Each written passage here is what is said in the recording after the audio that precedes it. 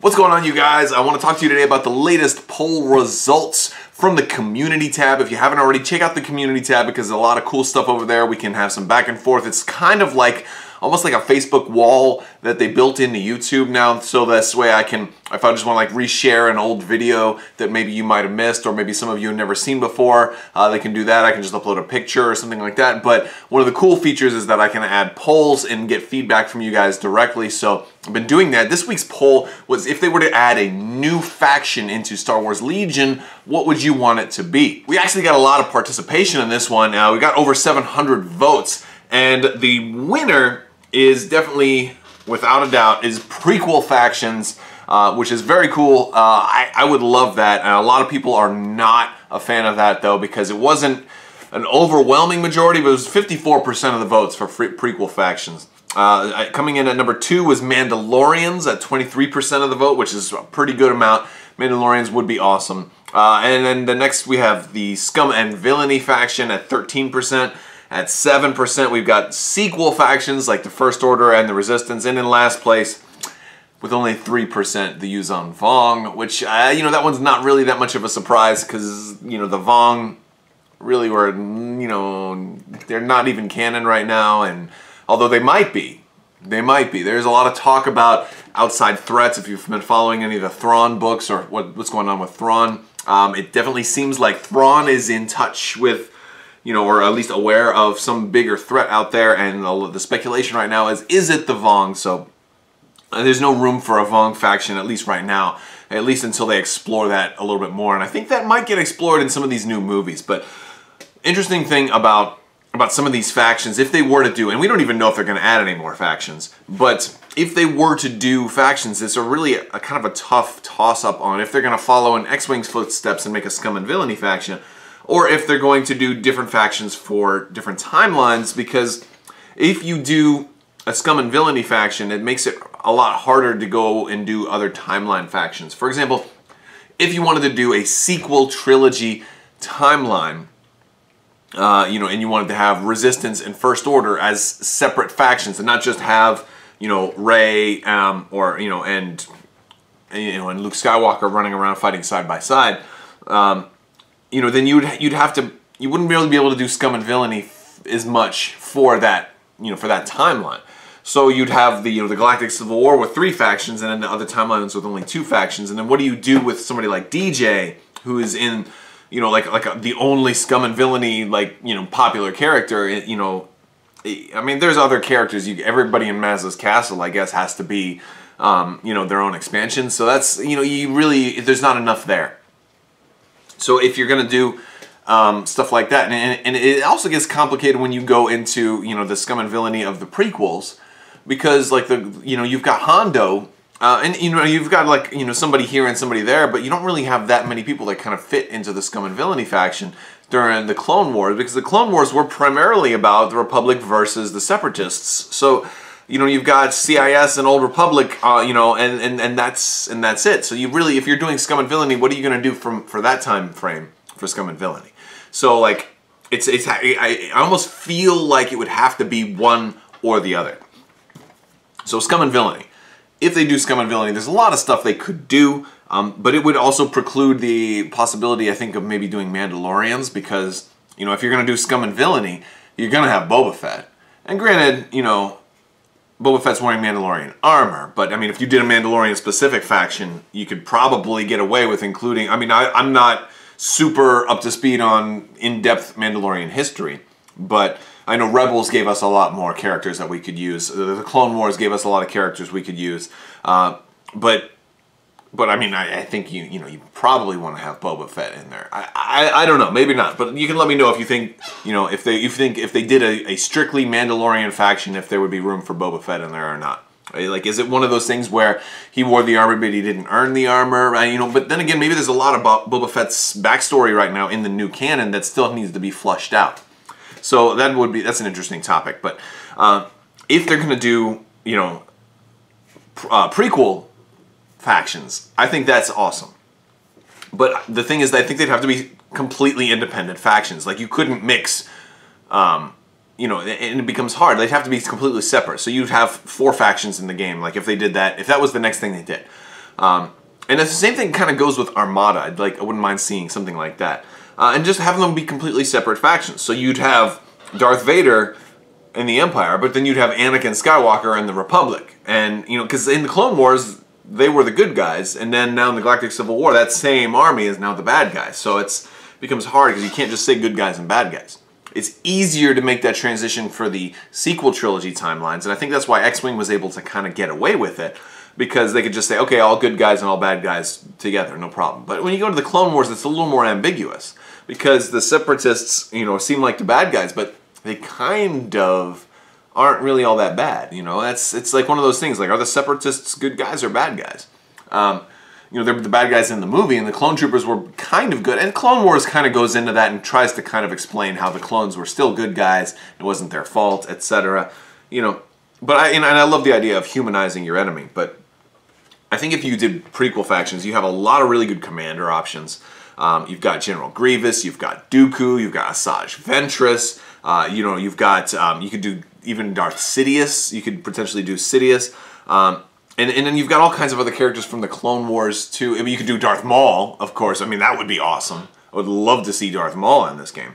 You know, there's a lot of options. General Krell would be a really cool one to do for the CIA or for the Separatists. There's a lot. You know, Savage Opress. You got so much built into this, you know, Clone Wars time frame. And then for good guys, you've got like virtually the entirety of the Jedi Order, so you could have a lot more Force powers that come out in there. And but you've also got people like Rex could be a commander. You could have Cody as a commander. You could have Wolf. You could have a lot of these guys. You could have Ahsoka. That would be awesome. You have. I don't know if you would want Padme though. I couldn't see Padme being a commander. But you know, but maybe. I mean, let me know if you think Padme would fit. I mean, you kind of need a little more. I don't know. You kind of need a little more diversity than just Jedi. So it's, you know, Jedis and clones is kind of all you have. Well, no, I guess that's not true. You also have Tarkin before he was, you know, Grand Moff Tarkin. You also have Wolf Yularen, was, you know, very, very prominent there. So you've got a lot of characters, and then also just painting. You know, you've got a lot of droids, a lot of droid options, a lot of droid vehicles. Look at the Battle of Geonosis, for example. A lot of cool stuff there. But you also got a lot of painting options for your clone troopers. So many cool options for clone troopers, ARC troopers. There's a ton of variation. It'd be a painter's delight. And that would be a lot of fun. I think that much alone would be terribly awesome. Like, it'd be a really good problem to have. So that excites me. I would love to see something like that happen. Now, you know, what got very few votes was a sequel trilogy, and I have to agree. I think that the timing is completely wrong for them to do sequel trilogy factions, at least anytime soon. I think, first off, we just don't have enough, you know, Episode 8 gave us some more stuff that we can use, you know, but I don't see the Resistance, you know, having those sand skimmer vehicles as being part of their primary arsenal. And those would almost have to be a launch unit, because that's like all they have for ground vehicles, right? And the problem was that was just something they found that used to belong to the Rebellion. It wasn't even something like that was theirs. So it seems like, canonically, they just stumbled across that. That shouldn't be the mainstay of their army. And so they need more fleshing out there. The comic books are starting to, like the Poe Dameron comic has been fleshing out a little more of the tech and some of the stuff that's in canon. So I guess they could probably start working with some of that. And we've seen definitely some of what the First Order has. They have, and it seems like they do have some old Imperial stuff as well. But like the new walkers, the new ATST walker that they have, that ground cannon thing, which I don't think that would really have a place in Legion unless it was a set piece, maybe. It could be like an objective type of thing, maybe a scenario. But we had a little bit of that. But we just need more fleshing out, because there's just not quite enough to flesh out the whole game right now. We need more, basically more resistance fighters, like different, like specialty resistance fighters. We have enough heroes that we could get something like that started. We probably have enough villains, but not. We need a little bit more in the way of villains. You've got Hux and Kylo Ren. You've got a couple of, you know, minor officers that probably had a name. You know, Captain Kennedy, but he's not a battlefield commander on the ground. He belongs on a you know, on a dreadnought. Or, you know, he belongs on the bridge. So, and Captain Kennedy is actually seems like would have been a pretty competent officer too. He could have been like a Veers type person. And I don't know if you'd want to do Snoke. I don't see Snoke as being somebody who would take the field. Praetorian Guard you could probably do. And then we certainly have a couple of, if you played like Battlefront, you know, there's a couple of different options for types of troops. You know, the Flame Trooper and you know, your basic trooper, and I think there's like, you know, maybe 2 more varieties of basic stormtroopers for the First Order, but not a whole lot of diversity there. I think a better time to do sequel trilogy factions, if they're ever going to split those up into their own factions, is going to be after Episode 9. So there's supposed to be, you know, more programming coming out, more shows. I wouldn't be surprised if we see something start maybe at the end of this year, since there's no movie in December of this year. Once Solo comes out and the hype dies down a couple weeks after Solo, what are they going to announce? I think that's when we're going to start seeing maybe a new show. Rumors say that there's a show in the works called Resistance, which maybe it'll be a Star Wars Rebels kind of animation show that is based on, you know, the Resistance, the Rebels of the sequel trilogy timeline. And a show like that will be an opportunity for them to show off a ton of new stuff. I have no idea like what time frame that will. Maybe it could take place in between episodes 8 and 9. That would be interesting, but or maybe it'll just take place, you know, shortly after the Leia book, you know, where she kind of founds the Resistance. So long before Episode 7. Or maybe it'll be one of those shows that has lots and lots of seasons and starts out before Episode 7, but eventually takes place, you know, it catches up with the movies, and once Episode 9 comes out, it, you know, does a season leading up to Episode 9, and then a season after Episode 9 dealing with the aftermath. Who knows? But then, you know, I think something like that would be cool, but that would really be a good time after Episode 9 to then look into doing sequel faction stuff. I don't think right now is a good time, because we're right in the middle. You know, imagine if, like, you know, modern Star Wars games were coming out with Galactic Civil War timeline stuff before Return of the Jedi. Like, we had so many good, you know, space, you know, we had that great space battle at the Battle of Endor. We wouldn't have had, so, you know, imagine if you were trying to populate a whole game before Return of the Jedi came out. You wouldn't have B-Wings, you wouldn't have A-Wings, you wouldn't have Mon Calamari ships. You know, you'd be missing so much stuff, it would be crazy. So, you kind of need, you know, all of your movies in the trilogy before you start really trying to populate a whole faction or a couple of factions worth of gameplay for that. That's my opinion, though, and it seems like from the poll results you guys kind of agree with me.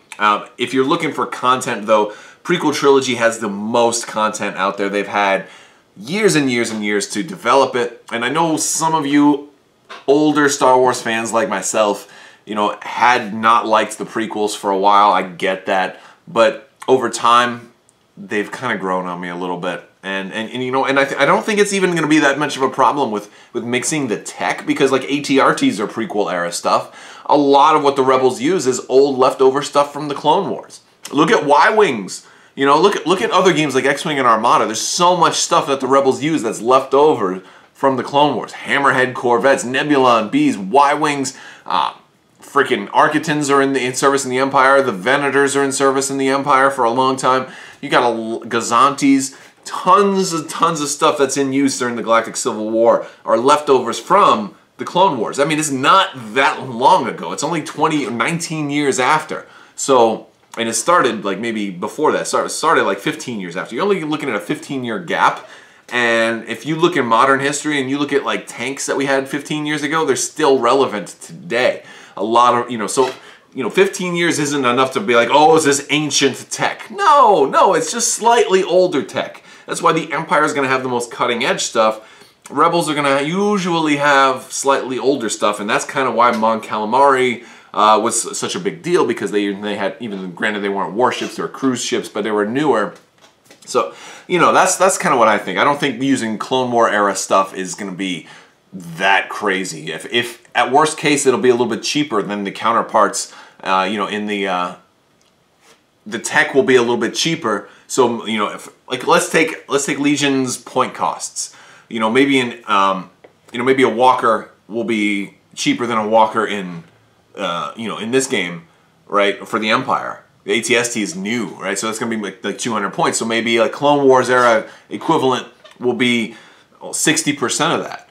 But your clone troopers, because they're programmed from birth and by definition more expensive to raise, your personnel are going to be where the points are increased. So that's maybe something that you're going to look at. You know, and so then maybe in the Galactic Civil War, the vehicles, you know, are more powerful, but the troops are cheaper, so you can swarm more troops. You might not want to run 6 corps of clone troopers, because that might be like 500 points right there, 600 points. 700 points even.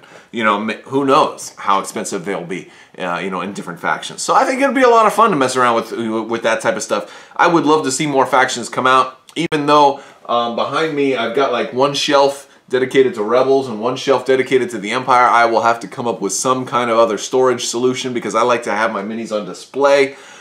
But that's me, you know, maybe that's my own curse for just having too many games that I play and too many minis that I want to display. I just don't want to put them in a box, man, you know, I don't want to box them up. I box them up if I'm going out somewhere and I have to do that.